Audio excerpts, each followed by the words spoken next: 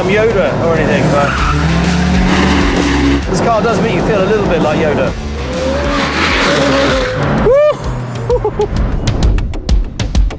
When it comes to grudge matches, there are a few more bitter than the one between McLaren and Ferrari, whether it's in Formula One or out there on the roads where the most outlandish hypercars ever made still roam the earth. Now, my title contenders have had a bit of a rough innings. In the black corner, made in too great a number to be considered in the same league as the LaFerrari, is the SF90. In my opinion, it absolutely is one of the most outlandish hypercars ever made. It currently holds the lap record around this former Top Gear test track at a 1 minute 11.3 seconds, set by the baby stick, bless it. In the brown corner, a car that was effectively given a name that no car could ever live up to, the McLaren Senna.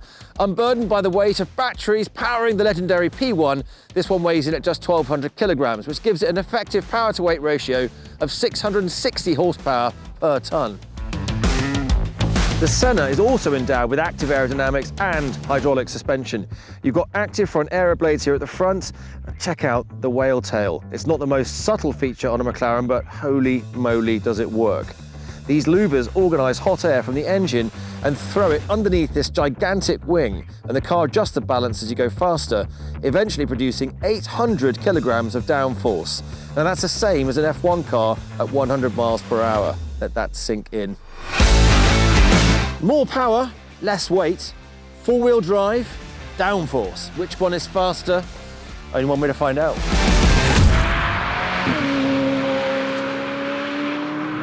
I can tell it's naughty, and it's December. Track temperature around 5 degrees. So it's pretty cold. So I think track needs a bit of warming up. Frankly, so do I. Because I approach this car with respect.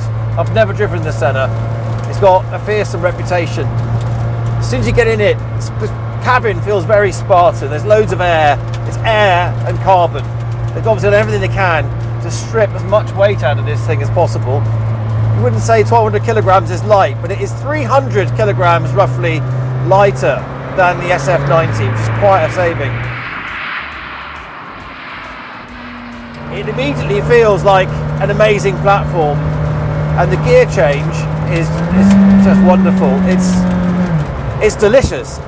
It's so clean. The chassis doesn't even move. When you pull a gear, it's very seamless. The clutches are just really damping it out. It just feels like a very solid platform. Dunsfold's notoriously slippery, especially these last two corners, because of all the avgas that gets spilled here and the changing tarmac surfaces. Oh dear, oh dear.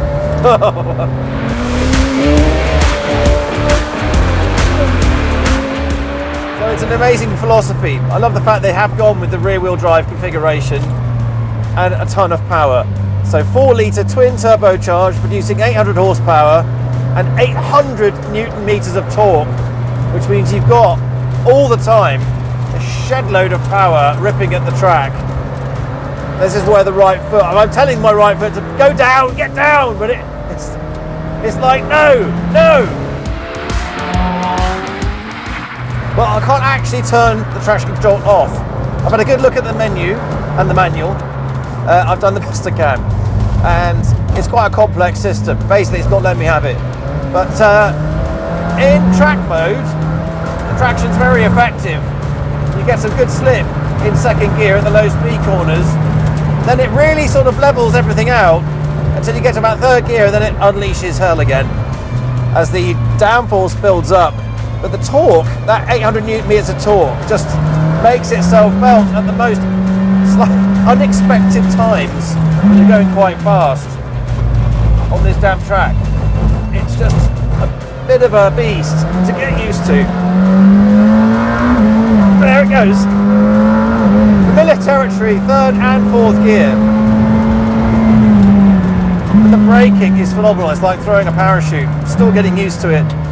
To prepare myself to brake as late as you really can. The downforce is just massive, allowing you just to lay it on really hard with the brake. That's just all hands on deck though in the straights, and the aero balance is so aggressive. Whoa, yeah, you You've got to hang on, man, and really focus. I haven't felt this wired since I took the Koenigsegg around this track, and I'm not trying to bring that memory back, but it's just a raucous beast. She wants to be locked in really on a dry track. You can feel how much like an F1 car this would feel on a dry track. It's so pointy and aggressive on the moist surface, and I think if you were locked in, but God help you if you stray on a bump or do something that sends this car slightly sideways, because the grip level is so high that the drop off is savage. As you lose downforce and you go sideways, the wings don't work too well, so you get a double whammy basically. You've had a little bit of a moment, perhaps a little bit of a sphincter tightener, and then you get sideways, you lose the downforce, and everything comes through. Your lunch, your dinner, everything you had for the entire week is in your pants. Well, I ain't going much faster than this before I get a helmet on, but what a wonderful machine. I'm glad that they can still make cars this ridiculous for the everyday punter. Maybe it's just as well I couldn't turn the traction control off. I probably embarrassed myself. But I would like to have done some fat drifting. I'll see what I can do in the manual. Also, I've got a little fault that's come up, something to do with the air brake. It's telling me to call home. Call McLaren Service Centre. It's probably realised that it's me at Dunsfold having a good time, and it's like, take me back to mama.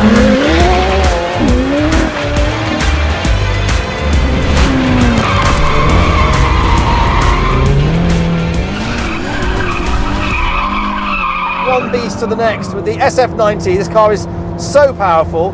Like the McLaren, it's got a turbocharged V8 engine, but the big difference is it's hybrid with 3 electric motors, 1 in the back and 2 in the front, to deliver a combined output of around just under 1,000 horsepower, which is a lot. 0 to 60 takes just 2.6 seconds, but that's only 0.2 seconds faster than the McLaren, which is only rear-wheel drive, so it's quite impressive. And McLaren's top speed is only 3 miles an hour less than the SF90 at 208 miles an hour.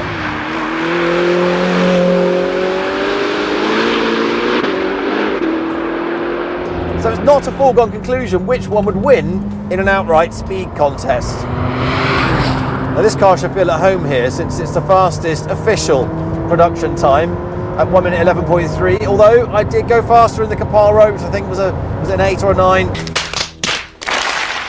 Anyway, several seconds faster than Baby Stig, but it doesn't count because apparently you can't go over a speed bump, so there you go. This car really is the daddy of Dunsfold, and I can see why, because the hybrid motor just gives out these dollops of power in all these little straights. And don't get me wrong, cornering is an underrated thing, but Ferrari does that quite well as well. Where this really makes ground is in these straights, and I would expect it to outperform the McLaren here. But when it comes to stopping, braking and entering, I think the McLaren might start to edge back in, because that downforce is quite incredible. The ABS was really aggressive, and this car just weighs that bit much more, and I think that that could be pivotal. So I think it could be half a dozen of one, 6 of the other. The SF90 has a real habit of turning what seem to be quite gentle curves into serious cornering affairs because of the power. It's just kicking in all the time. It means you've got to be very focused with where you're pointing it. And my slightly jerky responses are just because this car develops so much grip. When it goes sideways on a wet track, it happens very, very quickly. Like that. Like the McLaren, the gear changes are seamless, which means you don't get jarring forces going through you when you're trying to manhandle this beast. But it does strengthen the neck muscles. And I notice it's a little bit tamer once you get to the higher speeds. It's just a little bit more planted, which is not what I expected. I would have thought that big wing would have really buttoned down the tail on the McLaren more than the Ferrari, which has still got this active aero as well. Very clever machine. All right, let's put you into manual. Let's turn you down a bit, and let's have some fun.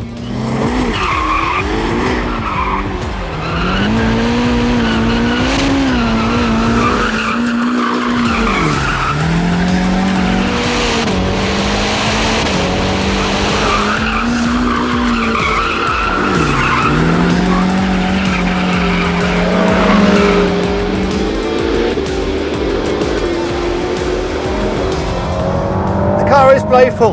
The hard thing is it's four-wheel drive, so when you put in the counter steering, if you want to do a little bit of showboating, it's not quite that straightforward, because the car does want to self-steer to some extent with those front axles. It means to be helpful.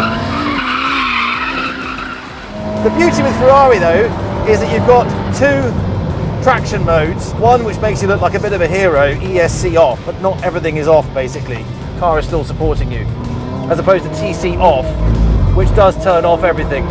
So here I am now, and the car is really underwriting a lot of blank checks on my behalf. I don't know what to compare this car to. It's got hints of Ferrari Enzo about it. The dimensions, I think, remind me of the Enzo. A little bit of FXX thrown in there, and some completely new insanity.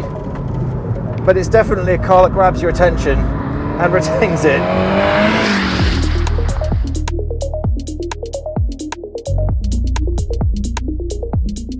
Before I get into the drag race, I'm just going to check the cars to make sure everything is working and there's no faults lurking in the system that might scupper the comparison.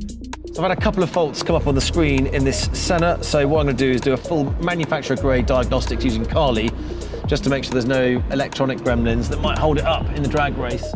I just have to plug it into the OBD port, and then I can pull all the information I need up onto this app. With Carly, it checks for faults, and it also recommends how to fix them.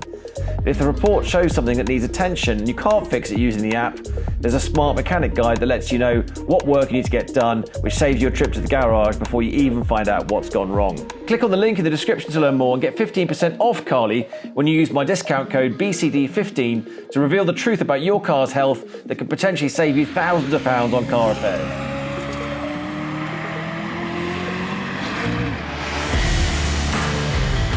So for this drag race, I've got something of a time warp special. It's a 1993 Porsche 964 Turbo S Leichtbau, which means it's been lightened, and they only made 86 of these, and they only made 11 for the UK market, so this is extremely rare. The original owner bought this for over £1 million and only had delivery mileage on it, 61 miles. He's now done just over 1,700 miles, which is amazing. And this car looks, feels and drives exactly like a brand new car. So I'm going to get completely smoked, obviously, but I think it's interesting to compare what was, in its day, the fastest car I think that Porsche had ever made, turbocharged, obviously, against these two monsters, and see what happens. A couple of sticks. They're everywhere around here, literally. They're just running wild in the woods. Since Top Gear left, no one's been feeding them. Tragic, but they seem happy. And listen, just because I'm in an old car, don't think I won't be fast off the line, because I will. If you give me any opening, I will be straight in there.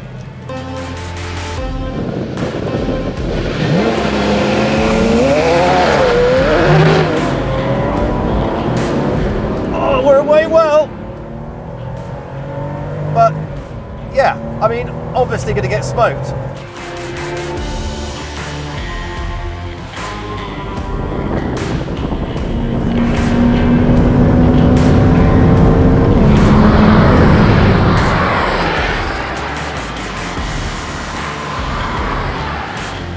So Ferrari with four-wheel drive winning comfortably in the drag race. Unfortunately for the McLaren, this was a raw start for both cars on cold tyres, and being rear-wheel drive, it did get some wheel spin off the line. That really held it back, but that is real-life conditions for you.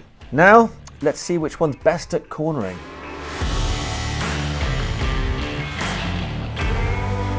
So we already know which one's faster in a straight line, and the car that's already the king of the hill, Ferrari SF90. That's where I'm going to start first, on a lap time, to see which one's quicker. And can the McLaren claw back the lap time in the corners on a moist track? Only one way to find out. So don't be offended, I won't be talking for this one, but I've got the car set in its most aggressive setting to see what I can do. Really, this car is a reference time. We know what time this car is capable of when the track is like perfectly dry and everything, then can compare to the McLaren. So, game on. I'll see you in a minute.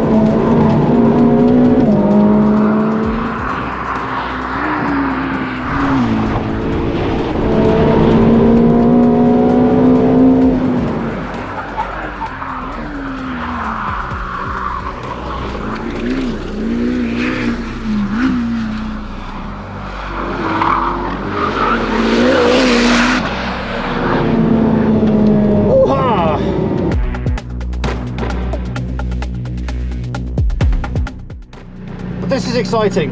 My first time properly sending the Senna, and it's the first time this car's been here, so it's quite cool. Breaking new ground, maybe taking over the mantle from the SF90, but maybe not. But at least it's going to go up on the board in my mind, and as a comparison to see where this car stands. I think that it fundamentally feels more like a race car than a road car, but we're going to find out. It's also quite a handful, so I'm going to have to be quite accurate and very focused to make the most of that downforce. I have to really go for it in the high-speed corners.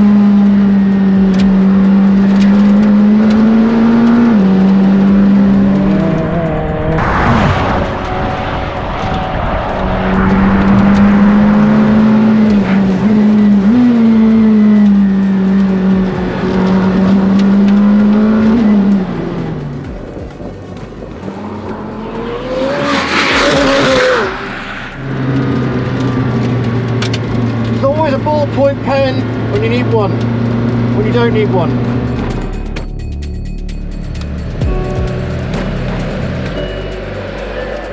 I think the winner in that contest is pretty obvious to me, and I think it's pretty outsized and not what I was expecting. So look at the data now and get the true story.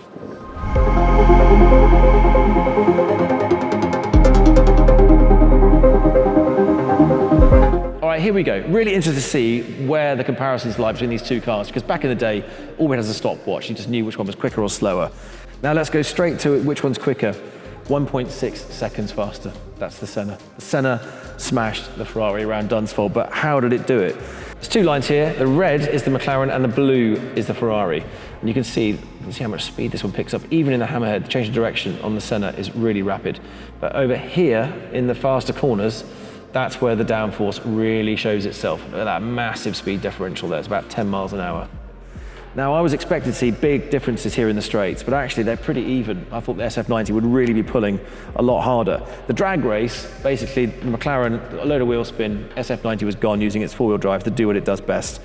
But after a couple of laps, not enough to get the tyre blocks really working, but to start getting some heat, you can really see where the McLaren is faster, and that's basically is in the corners, particularly the high-speed stuff, where this massive wing really gets to work, really shoves the tyre into the tarmac and develops the grip, and particularly into Gambon, the trickiest of the corners. I noticed the Ferrari was slipping into oversteer into that last one, and the McLaren's just like solid, like a racing car. So 1.6 seconds faster. Greasy track though, didn't break the record, so I might have to come back here at some other time and see what this baby can do. But anyway, thank you for watching. Hope you enjoyed this one. It was an interesting comparison. If you'd like to see some other cars, please let me know in the comments. Really interested to know what we should bring here next. Hopefully get this bad boy out on track when it's a bit warmer and see if it can break some records.